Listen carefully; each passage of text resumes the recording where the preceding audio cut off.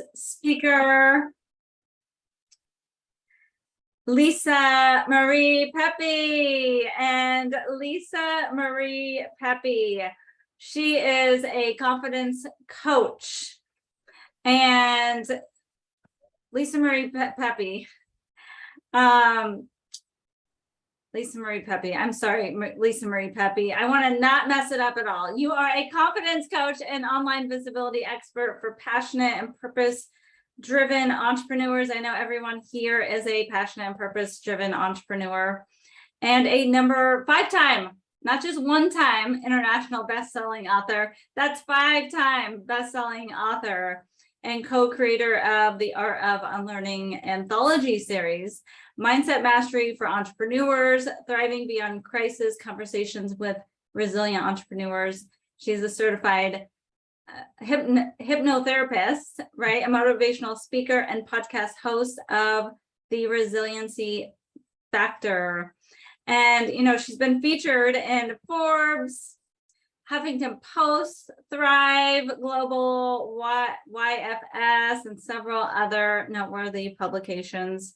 Geez, you're like everywhere at once. That's why you're the queen of visibility. Well, good to know that it's working, right?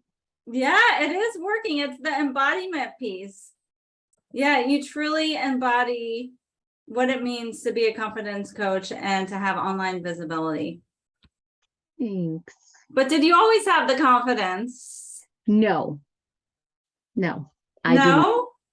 No, I actually had to work very hard to rebuild my life after I had a nervous breakdown at the age of 27. So, I'm not sure if you want to just dive right in right there. Yeah, I want to hear, you know, I'm getting the behind the scenes stories of how really long it takes, or it's taken people and entrepreneurs to create and be where they are today, because there's this misnomer that, oh my gosh, it's 6 months and I'm not successful. Like, it's a journey. So tell us a little bit about how you became a confidence coach and all the things, five-time author. Yeah, absolutely. And how long it took.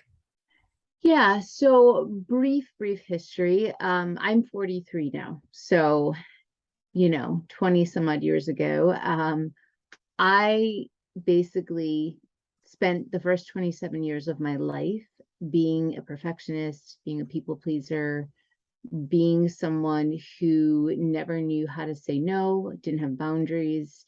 I had to be the best at everything.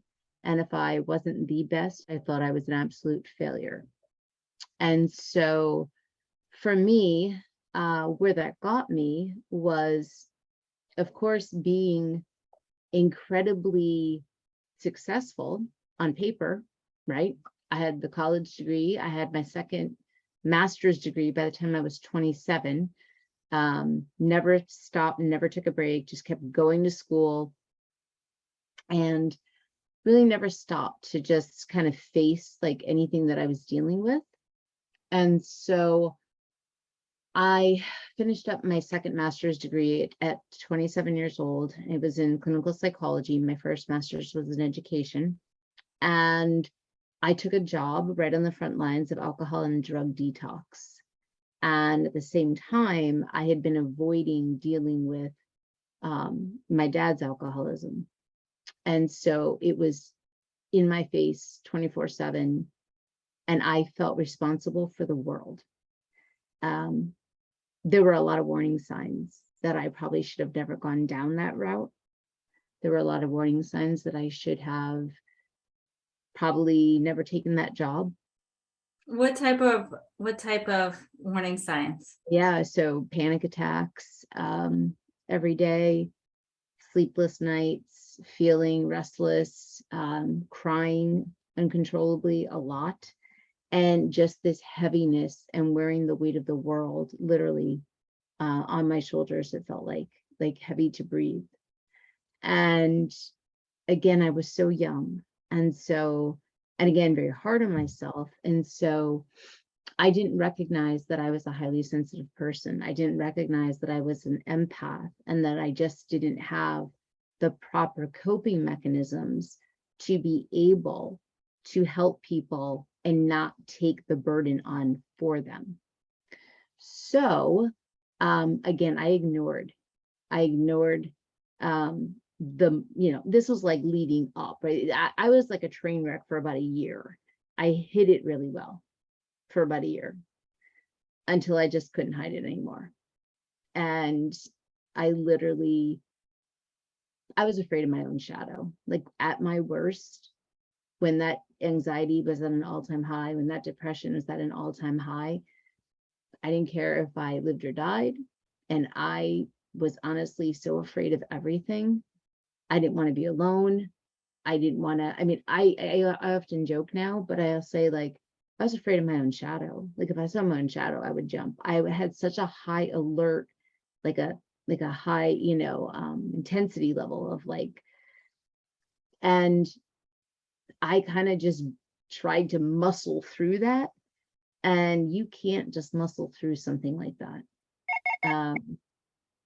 And so I chose to resign. And again, felt like an ultimate failure for resigning. Felt like, again, beating myself up for having a bad time, right? Anybody else do that, right? Like beating yourself up for doing Shame, blame, guilt. all of it. And I had to rebuild my life after that. I mean, I was like flat on my back. Like I was sick, like physically, emotionally, spiritually bankrupt. And it was a very frightening experience for me because I had never felt the depth of that kind of despair, the depth of that kind of not caring about life, not caring about myself, lost my appetite, stopped doing things that I loved, stopped going to the gym, stopped dressing up, stopped putting on makeup, like all the things that just I loved to do, I just stopped. And it took me almost, I would say, a full year for me to truly even trust myself again. And here's the fun thing, right? As I was rebuilding my life, I was in an intensive outpatient therapy program because I really needed it. And it was for young, professionals that were burnt out. And so that was my experience. So here I was like 28 and I felt like I was like completely washed up, right? Which is so crazy. But in hindsight, I'm 28 and I'm like, oh my God, like if my life is going to be like this rest of my life, like I can't do this. I don't want to be here, all of that. And thanks be to God. And I do say that because God definitely intervened and saved me from myself. I went on to become actually a licensed massage therapist because I was terrified to go back into clinical work. Because look what had happened, right? I had done clinical work and next thing I know, I'm like flat on my ass and I can't do anything. So that was terrifying for me. And I didn't want to go back into the public school system either, where I started my career. So I became a licensed massage therapist. And by the age of 30, had my own practice. I was loving life. I felt so on top of the world. I felt great, felt like everything was coming, I was coming into my own. And then I had a freaking car accident. I'm not joking. Car accident, injured my shoulder, totally wrecked my neck. And there went my massage therapy training and my massage therapy practice. So I fell a little bit again, not quite as bad though, because I had coping mechanisms, but it was a rough period. I had some anxiety and some depression because again, like, what the hell, man, right? Like I just rebuilt my whole life. Like, how did this happen? And to make matters worse, I was suffering with a lot of pain. I had extreme pain, like chronic extreme pain. And the first MRI never picked up that I had torn the labrum in my shoulder. So here I am, like in my early 30s, trying to figure it all out again. I'm taking these really crappy jobs because, again, feeling bad about myself, feeling like I'd failed at something again, even though it wasn't my fault that I got into an accident, right? And then this is the moment that everything changed for me. I was probably only like 32 or 33. I was working these dead-end jobs. Again, terrified to go into the professional realm, terrified. I was just living very like chaotically. And I was working for a gym. And I liked what I did, but it wasn't my career path. It wasn't my divine calling, if you will. And one day I was getting ready to leave, and this member who I'd gotten to know really well, she was a really nice person. I was in the ladies' restroom, and I was tidying up the bathroom, because that was part of my job, right? As a front desk, worker at the health club at the gym, part of my responsibility at the end of the night was to go empty the trash in the ladies' restroom, wipe down the sinks, wipe down, the counters, all that, sweep the floors, empty the trash receptacles inside the stalls, like really yucky work. And she said to me, "Can I ask you a question?" And I just kind of looked up nonchalantly and I said, "Of course, what's up?"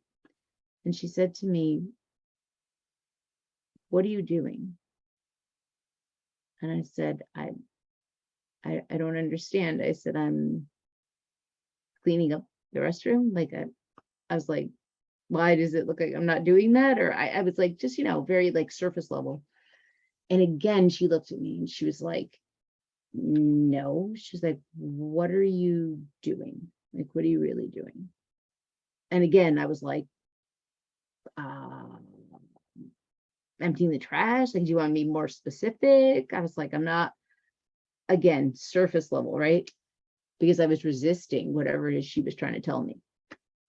And third time, she struck my soul with like a lightning bolt. She said to me, "I don't mean what are you doing right now." She said, "I mean, what are you doing with your life?" She said, "Why on God's green earth," and these are her words, not mine, I will never forget them. She said, "Are you wasting your life working a job that, quite frankly, even a kid without a high school diploma could do for minimum wage? Why? Why are you doing this? Why are you not out there using your gifts, using your talents?"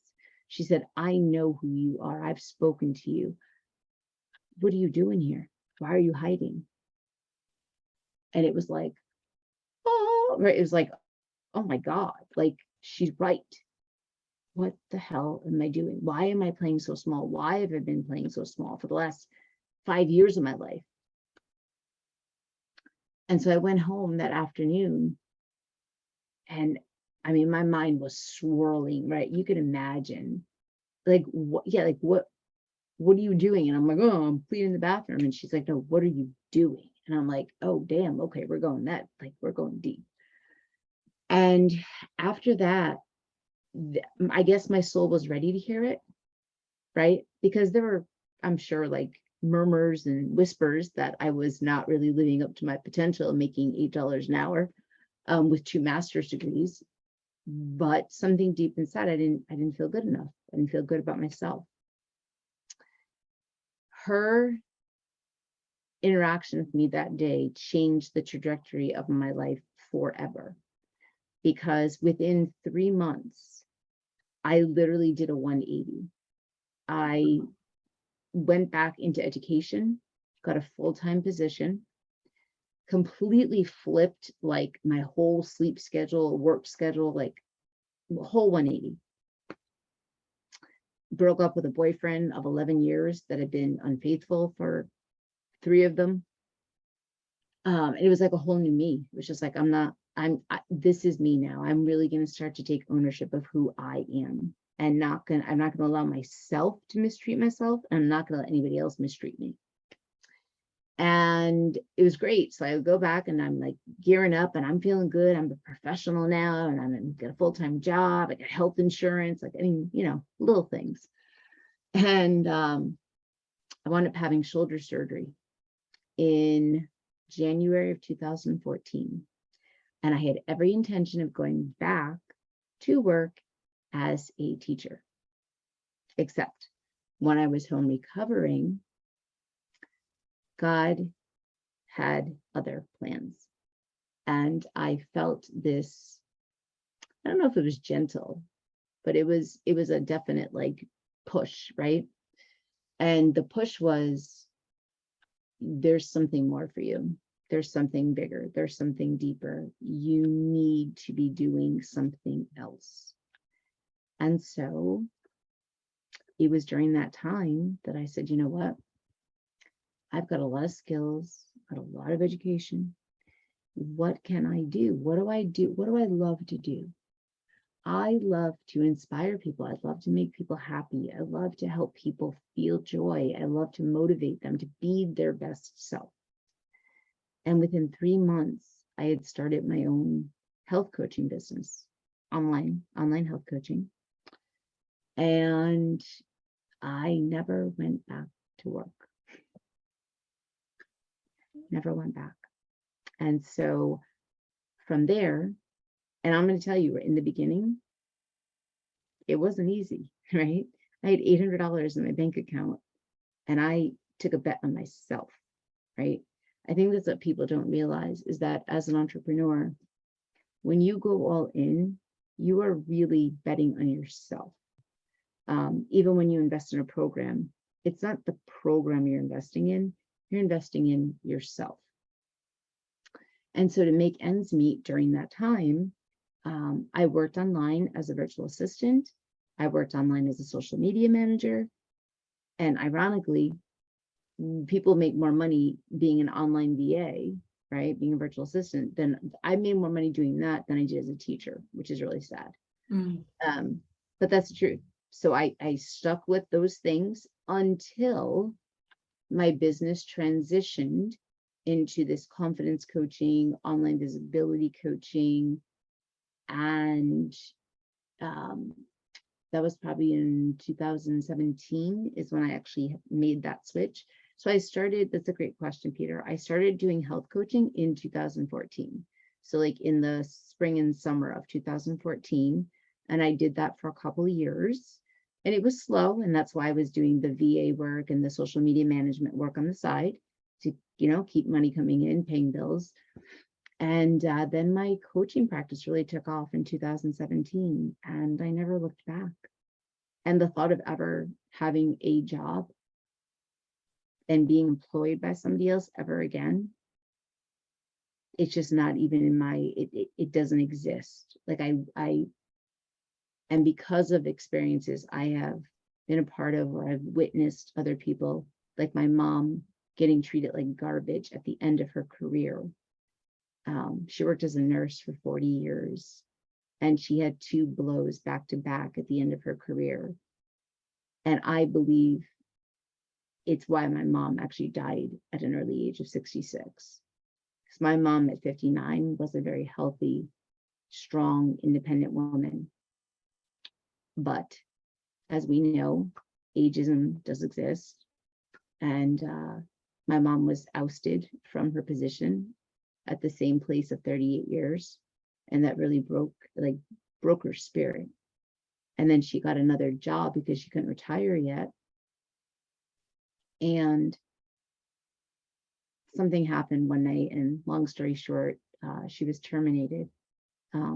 Wrongful termination. My mom never did a single thing out of line in her entire career, never in trouble. And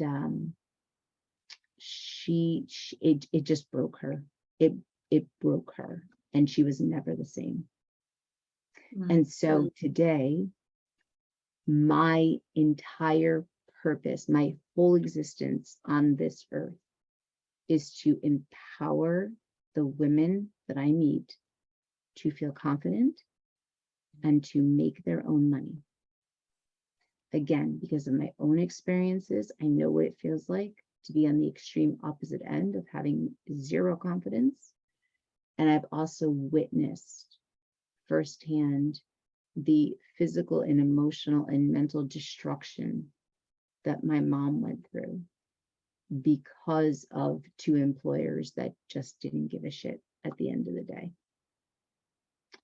And so when I was holding my mom's hand when she was on her deathbed, she had had a stroke or a seizure or something. They could never tell us, but she was basically in a coma. Caught all of us off guard. Like, I mean, she was okay, and then she wasn't okay. And I promised her, because I felt God. I felt God like literally transfer like her light to me. Like I felt it. It came through like this energetic charge. And I had been sobbing and sobbing and sobbing because, my God, this woman was like my best friend, my hero, like everything. And now she was just laying there so helpless, right? And I knew she was going to die.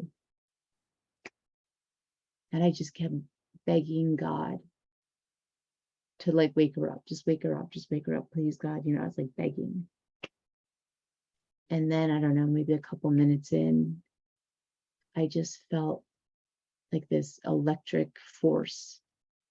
It started in my feet and it went straight up and it just landed right here. And I was completely calm and at peace.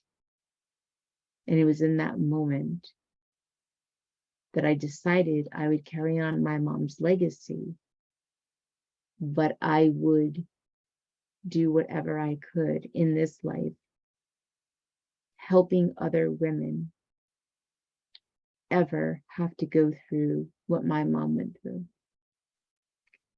And that is my why. So at the end of the day, you know, I could have a million different titles. But what do I want? I want women to feel confident and to make their own money. Like that's it. Like that's what I'm passionate about. Such a powerful story, Lisa. And to know you before your mom passed, you were just as passionate, devoted, and loving and committed to helping others. Thanks. Yeah, I mean, I was, and I knew then that, like, yes, I still wanted to do the confidence piece because of everything I had gone through. And then watching my mom just spiral, you know, unfortunately, she had had a really horrible upbringing with a lot of trauma. And those 2 job losses at the end of the career, it brought back all of her PTSD. And it was treatment resistant PTSD.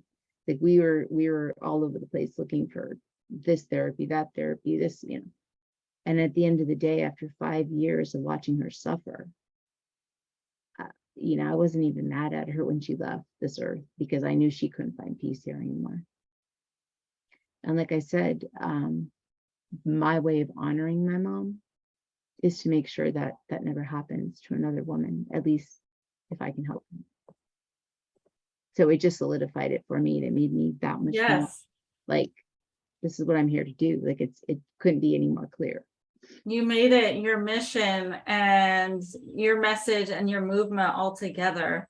Yeah. I mean, we can be connected with the purpose and the vision, but until it gets so embedded, and unfortunately that was through your mother's passing, but that's how you really make the impact that you're born to make. So I know you have been certified in hypnotherapy within the past few years. So was that what came of that? So you could help people on like a different level? Yeah. So something, again, I don't talk about a lot publicly, but I do have a chronic pain condition that was the result of that car accident. And I went for hypnosis. I had had shoulder surgery, and then I had frozen shoulder for 3 years following the surgery. And the pain was like, it was like unforgivable. Like it was relentless. And I was like, I need to do something other than just medication or something. So I started seeing a hypnotherapist to help me with pain management. This is about, God, 5 or 6 years ago, probably. And it did help. Did it take it away 100%? No. But did it help? And did it teach me how to, you know, decompress and truly like rewire the way that I viewed pain and the way that I perceived pain, 100%. So as I was diving deeper into my own journey, I wanted to have a tool. I mean, I have all the tools of being a therapist, and I've got all the, cognitive behavioral therapy things, and then I've got the coaching tools like mindset work, and I'm not trying to make light of it, but a lot of times the things that we are doing in this present conscious mind and body are because of the things that are on the unconscious level. And so for me, learning about hypnosis, it was like, wow, this is amazing, right? Because I get to help people create and make lasting change. So it's not to say that mindset work on itself doesn't work. I'm not saying that, because I've used all those. I've gone through all those kinds of programs, right? I've gone through cognitive behavioral therapy. I've gone through, dialectical behavioral therapy. They do work to some extent. But if we don't get to the root cause and truly heal what is lying beneath the surface, that's when those things come back up. As in the case, even with my mom, for example, right? Horrible childhood. She went through all the therapies, and, when she was younger, and she lived an incredibly vibrant, successful, healthy life as an adult. But when those two blows hit her back to back, because that stuff was just under the surface still, it came back like, with a vengeance. It came back. I mean, this was like the most bizarre thing that I had ever seen my mom go through, and it was really hard to watch. And so again, I wanted a tool for my clients that I could offer them. So if they come to me and they say, I'm not confident, okay, great. I can give you mindset work, and I can give you affirmations, and I can do that work with you. Or I can also give you hypnosis and really work with you to heal the underlying beliefs and patterns and things that are actually the motivating factors for why you're behaving the way you are, or why you aren't confident, or why you're not putting yourself out there. So that's how that came into my existence. Thanks for sharing that. So do you see that pain and patterns from a very young age show up in those new entrepreneurs? And how does it show up? How would one maybe say, oh my gosh, I didn't even realize I had a confidence? Yeah, it's a great question. So I have a client now, and I'm so proud of her. She is doing amazing work. She was a physical therapy assistant prior to the pandemic, and then she was laid off during that time. And she never went back to a job. She created her own experience. And we worked for a while together in hypnosis and in regular coaching, teaching her how to run a business and do those things. But it was in hypnosis that she discovered one of the things that was always under the surface was this fear of abandonment and this fear of being alone. That's a big one. Yeah, and it's big for most people. We all have wounds from our child. We all do. Even the most well-intending parents F us up somehow, right? They just, because they don't know, they're human, right? They make mistakes. So that was a huge breakthrough for her. And she also discovered, because she was teasing around the idea of going back to work, right? Because she had an older sister that she felt had abandoned her at one point when they were much younger. She really needed like her big sister to be there, and she wasn't. And so something happened that wound up hurting her. And she recognized this pattern that she was always seeking the approval of her older sister and wanting her older sister close by and to be there and tell her it's going to be okay. And right. So there's this weird dynamic going on. And the reason why she was going to take a full-time job, even though it was going to make her miserable, she already knew. She was like, literally like, agonizing over this decision. And she said, it's because my sister said to me the other day, don't you think it's time you like get a real job? Like you've been kind of hanging out for a couple of years now, and time to kind of get back on the horse and get a full-time job. She was this close. She had an interview at a place. We did some work together. She called off the interview, and now she is making her way in the world, doing what she loves, which is helping caregivers of the elderly and working directly with the elderly, especially people who struggle with memory and, dementia and things like that. She has all these independent contracts right now in all of her local, council on aging. She's in nursing homes, she's in assisted living facilities, she's working with staff members, she's working with residents. I mean, Wow. beautiful story, right? Of how she took what she was passionate about. She also became a yoga teacher, and now she's doing yoga with the elderly. Oh, is she? Awesome. Yeah, so beautiful. I'm so proud of her. Her name's Stacy, by the way, Stacy McCarthy. She's amazing. So just give her a shout out. I think I know her, or I've She's a seen KBB her online. Yeah, but I mean, she's doing amazing work, and I'm so proud of her. Was that in conjunction with hypnotherapy as well? Mm-hmm. So Yep. It's just amazing when you get to the root, and we've been really talking about this all day about patterns and about the root of where our limitations are stem from, like how it can open up so many possibilities, opportunities, or magic, quantum leaps. Yeah, 100%. And I use therapy. I mean, I use hypnosis as a therapeutic tool, right? That's how I use it. I know there's like stage hypnosis and there's all these other, fun ways to use it, but I really view it as a therapeutic tool and a way to really help people uncover what is lying below that surface. And so far I've had pretty good experience with it. So I'll keep it in my my toolbox.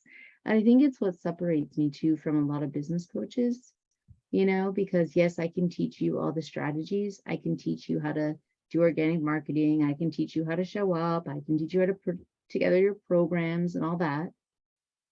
But again, at the end of the day, if underneath you still are not feeling good enough, if you're still dealing with childhood wounds and traumas and all that, it's going to keep showing up over and over and over again. And what ways does that show up for one? Just to give some examples of maybe someone doesn't even realize that it's showing up. Yeah, absolutely. So the biggest one is someone literally does not show up. They say they want a business. They say they want to be an online entrepreneur, and there's no trace of them online anywhere. They don't like their photos. They don't like themselves in videos. They get nervous when they go live.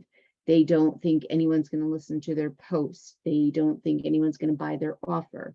So they don't put anything out, because that fear of rejection, that fear of not being good enough, it's easier if I just sit back, right? Because if I sit back, I'm not subject to the ridicule or the rejection or whatever. Well, if you sit back, you can't make money. It's simple as that. You cannot make money as a business owner, as an online entrepreneur, unless you are able to show up online and let people know who you are, show your face, put your brand out there, talk your message, be visible. I mean, you have to be visible. And that's the biggest one. I'm working with a woman right now, an amazing woman. Again, I look at her and I'm like, gifted, brilliant, attractive, all these things. And she struggles with her own, seeing herself on video. I don't like the way I look. I don't like the way my voice sounds. I feel like I mumble. I feel like I lose track of my thoughts, and just like so hard on herself. Where does it come from? It comes from growing up in a family where everything had to be freaking perfect. If it was an A, that wasn't good enough. It needed to be an A plus. So we're trying Yeah. to do some deep level work there. So true. I mean, I've seen this in my clients. I saw it when I first came online, the perfectionism, the need to get it just right. It's never going to be all just right. No, And no. you're never going to be perfect, because whose idea of perfect, but the association with being rejected or not being loved is linked to that. So when you can identify the pain and the pleasure point, which one tool is hypnosis, and I mean, I've used like 20 different tools, so there are a lot of different tools. Yeah, There are a lot of different tools. Like you said, it can be therapy, it can be counseling, it can be absolutely. There's shadow work, there's EMDR for trauma. Like there's so many, like you said, just techniques, tools that can be used to help people accelerate that healing rather than, just that standard, like, I don't know, like psychoanalysis, right? You're in therapy for like 25 years, right? Talking about your childhood. It doesn't have to be that long and that painful. The key to our power is in recognizing the patterns. Absolutely. Absolutely. And you know what? I keep it real. Like, I'm not going to tell you that I don't have days where my own perfectionism doesn't still get in the way, or my own little, inner voice sometimes goes, don't do this. You don't know what you're doing. Don't get into that. You're not. What if you mess up? That happened to me last week. And you know what? I had to just face it. And I was like, okay, ego, thank you for trying to keep me safe, but I don't need you right now. That's the truth. Like that ego, that voice that's inside of us, that's always like, don't do that. Nope, you don't want to do that either. Don't do that. Don't do that. I mean, it's really trying to protect us, but it's like a helicopter parent, right? It overprotects, so it winds up sabotaging. And you have to call it out for what it is. Yeah, you want to talk into sabotage or? Yeah, absolutely. We could totally talk about that. So how does one overcome self-sabotage? So this is where, after hypnosis, after we've done all the things to try to really reprogram your mind, because that's essentially what hypnosis is. It's reprogramming your unconscious mind so that your conscious mind can make better decisions. And it's very powerful, but like anything else, you have to use it. So essentially, all hypnosis is self-hypnosis. Like, I'm not in charge of someone else's mental state or anything like that. They have to allow themselves to go into hypnosis.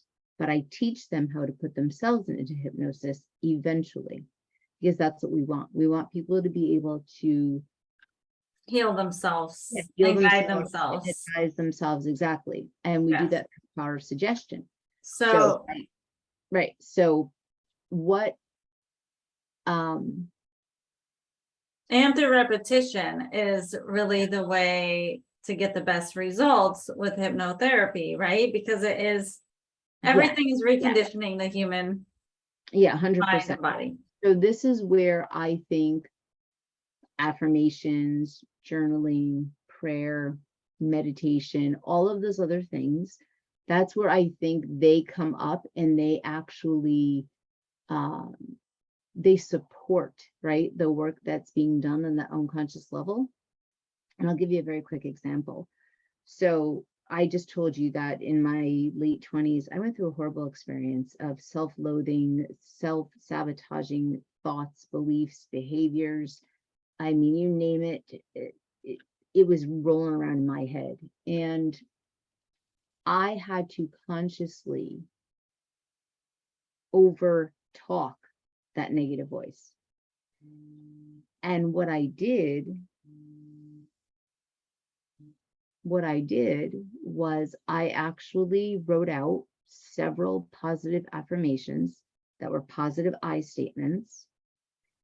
And I put them on Post-it notes and I put them everywhere. And to this day, they are still everywhere. And we're talking like 7, 8 years ago. They are on my door. They're in my car. They're on the bathroom mirror. They're in front of the wall when I exercise every morning. And I literally am saying them several times a day, because the brain, when we walk by, if we know how to read, we automatically read on the way. We don't even think of it, right? You're not like, oh, I'm going to stop and read this. You see words, you just read. That's how advertising works, right? And is that the power of auto-suggestion? 100%. Yes. And I'd like to think of it as building yourself up with like an arsenal of positivity, so that when those negative things happen, when those unexpected life things happen, even the bad things, like losing my mom was the worst thing that I could have ever experienced. And I was terrified at first that it was going to trigger me and I was going to fall into this deep, dark hole. And then I realized that I really did have the coping mechanisms and that I really had changed my internal belief system. And again, all glory to God, because that God got me through that, but I also did do the work. Yes, and just as an observer from the outside, like I don't know how, like it came across that you were still in your business.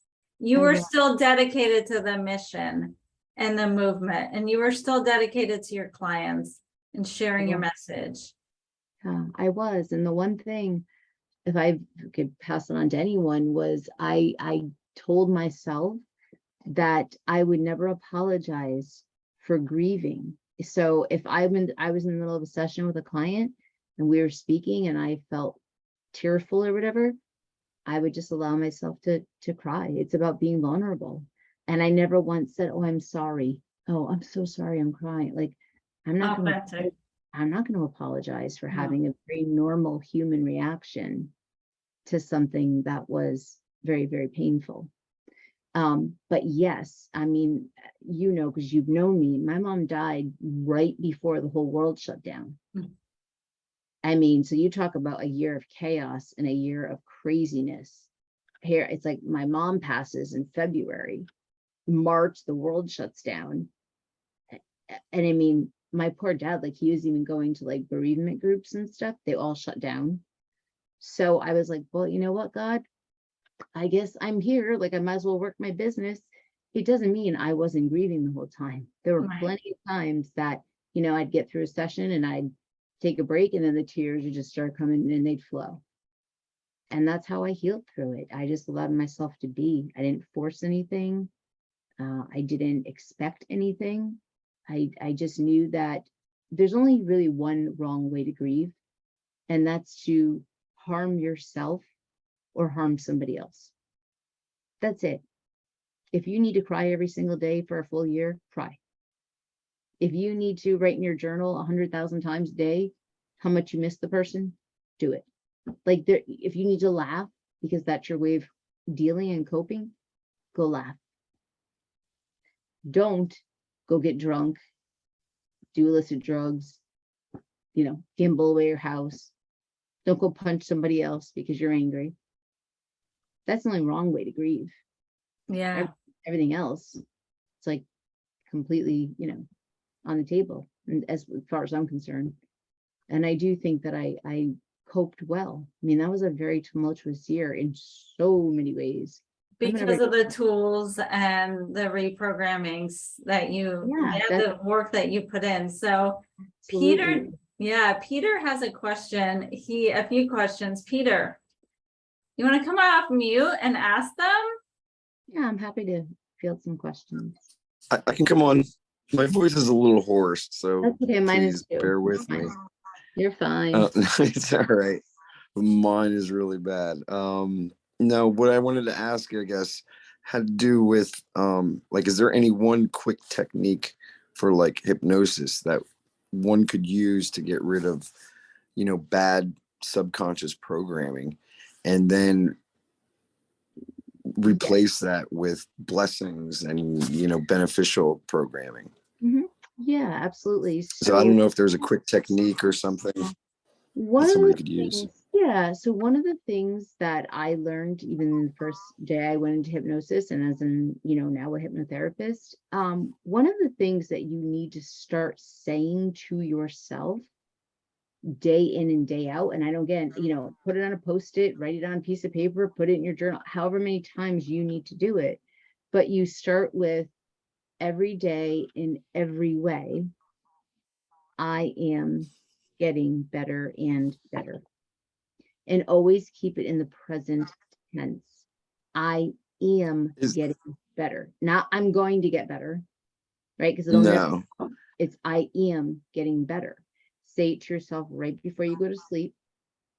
Say it to yourself right when you wake up, first thing in the morning.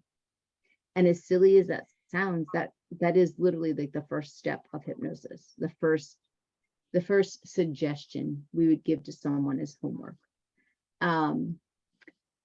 Now, going into a deeply hypnotic state does require a little bit of skill, and it does require a Yeah, little. that's what I'm kind of going towards, Yeah. that one. Yeah. So I will tell you what I used when I didn't have hypnosis. That might be a little bit more helpful, I think, because you learn how to hypnotize yourself when you go through hypnosis, right? So it's kind of a catch-22 there. But I will tell you, at times in my life, when I have needed a boost, a pick-me-up, something to stop the negative voices in my head, Right. there's two things that I would do. One was I would get these audio, they were CDs, and they were literally like reprogram your mind while you drive, right? And I would put them on day and night. Every time I was in the car, there was something positive playing in the background. Yeah, and Carrie for sharing that. I don't even know that one, but that sounds great. And it was funny. There were two different ones. There was a set of CDs that were like, you know, they were designed for while you were driving. And then there's a whole other set that was like, make sure you're not operating a vehicle right now because we're gonna put you into Oh, a the note. yeah. So they had to put that disclaimer in there. But Right. I often, I mean, I will tell you all day, every day that will work. If you work it. I mean, it's not going to be a one and done. You're going to have to listen to it a few times. But the other thing too that I also found incredibly helpful for myself, and again, maybe this will help you. I always found a lot of peace, even at the worst of my anxiety and depression and all that. I always found a lot of peace in the act of creating, right? Whether it was drawing, coloring, markers, colored pencils, whatever it was. And I got into coloring these, they call them mandalas, right? They're like these circle patterns that repeat. And there's something meditative about that. So if you're actually looking to like hypnotize yourself, that is a way to do it, right? You just allow yourself to like go in, and you don't have to force it. That's the other thing. Don't force it. Get yourself a mandala coloring book. Seriously, go on Amazon or whatever, grab one for a few bucks, get some colored pencils. Seriously, if you go in and you just start and I guarantee if you do that a few times, you might feel silly, you might feel, whatever doing it. But like I said, even at the worst of the worst, like the worst, I would get that book out and I would have those colored pencils and just the act, right? The repetitive act and the just staring at this beautiful mosaic, circular pattern. You will put your conscious mind at rest. So that's the whole goal, is to put the conscious mind at rest so that you can feed the unconscious mind all of the beautiful things that it needs to hear. And I mean, shy of you doing hypnosis with me, it's probably one of the fastest ways that you could put yourself into hypnosis would be to do something repetitive like that. Because believe it or not, we go in and out of hypnosis every day. Yeah. And I'll give you a quick example. If you've ever driven on the highway and missed your exit, or on a day off from a work or wherever you normally go, you get in the car, it's the weekend, and you head towards work, that's hypnosis. If you've ever gotten home, and I'm not talking about blacking out and drinking and driving, but if you've ever like driven and all of a sudden you're home and you're like, Yeah. you're like, oh, I'm home already. Again, that's because you were hypnotized, literally. And hypnosis only means that your conscious mind is at rest and the unconscious mind, right? Because the unconscious mind knows, it's like, oh, they got this. They know how to get home, right? We got this. So your conscious mind goes to sleep. Right. So again, repetitive things can definitely put you into that, right? So anything that is repetitive, that is soothing, I think can help. That's the way I found, at least, with some audio CDs. And then also you compare them. Hey, put the audio CD with the mandala coloring. Right. Could be a combo effect, you know? Yeah, you definitely went way above and beyond answering that question. So thank you. Yeah, so beyond just working with Lisa Marie Pepe, I put it in the chat, The Power of the Subconscious Mind by Joseph Murphy. It's an old book, but it definitely is the root of like autosuggestion. And then also I want to add one more plug. Bruce Goldberg, I don't know if you've heard of him, but he has authored over 20 books. I had him on my podcast last year, Carry Faith on Purpose, and he has been doing hypnotherapy for over 40 years. He has his audiobooks as well, can walk you through different processes. Just amazing. I would say he's like a legend that you probably have seen him on like Oprah, or like he's been on all the major networks over the past 40 years. So Joseph Murphy. Good to know. And how do people get a hold of you, Lisa? How can someone work with you? And I'll drop. Yeah, thank you so much. So just to let everyone know, I do have some openings for one-on-one clients. So if you're interested, please reach out to me if you are on Facebook through Facebook Messenger. It's just the easiest way because we're always glued to our phones and things like that. And I check that repeatedly throughout the day. So that is the easiest way, honestly, to get in touch with me. If you're not on Facebook, which I totally respect, send me an email. And my email, it's real simple. It's my full name, Lisa Marie Pepe, LASAMARIEPEPE @gmail.com. So I do have a few websites for you. Is it lisamariepepe.com? It is. I don't know if it's like up and running. You know what I mean? We're Right, kind of if it's updated. a rebrand right now. So that's why I say the easiest I way. have your, okay. Yeah. I mean, it's fine. Really, if any way you want to get in touch is fine. Like if you're a LinkedIn person and you want to meet up with me on LinkedIn, cool. If you're on Instagram, you want to hit me up there, cool. But And you have a Facebook group, which is really awesome. You add so much value there and support and community. I love your Facebook group. Thank you. Yeah, that's the Confidence Hub. And yeah, we're actually revamping that a little bit too. So big changes are coming down the road.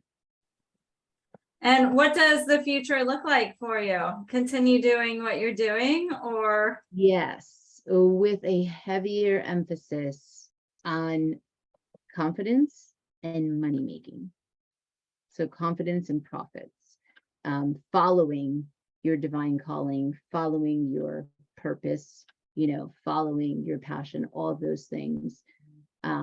I'm actually in my own coaching program now, and we'll be launching the Confidence to Clients Accelerator, which will be my new group signature program that I will be running.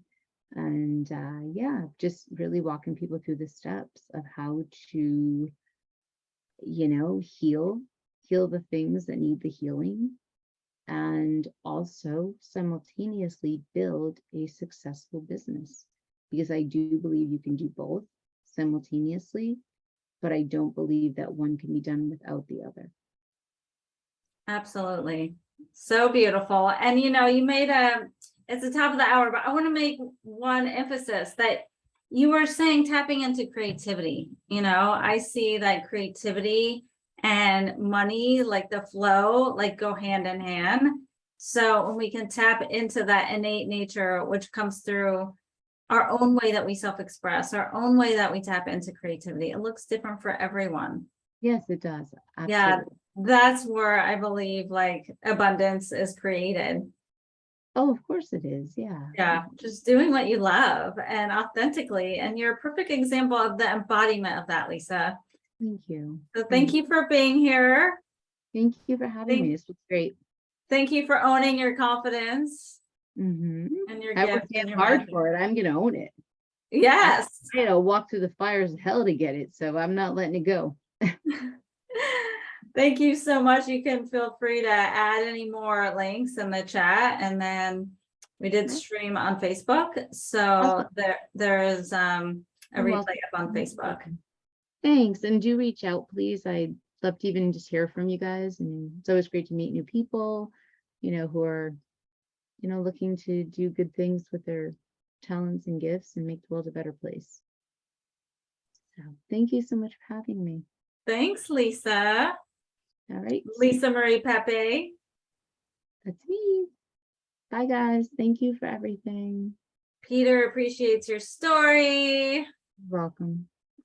I appreciate your story too. Your story just gets deeper and deeper every time that I connect with you. The vulnerability is a superpower. And you. Thanks. Yeah. And believe it or not, I'm still, it's like I'm just scratching the surface, but I'm building up that courage to really put it all out there. yeah, it's one step at a time. Oh God, yeah. Yeah. You definitely have to, you gotta walk yourself through it. One step at a time. That's the only way to the top of the mountain, although there are a million ways to get there. There are 100%. Yeah. You could fly, you could walk, you could hike, you could take an airlift. I mean, the possibility. Yeah, tapping into possibility.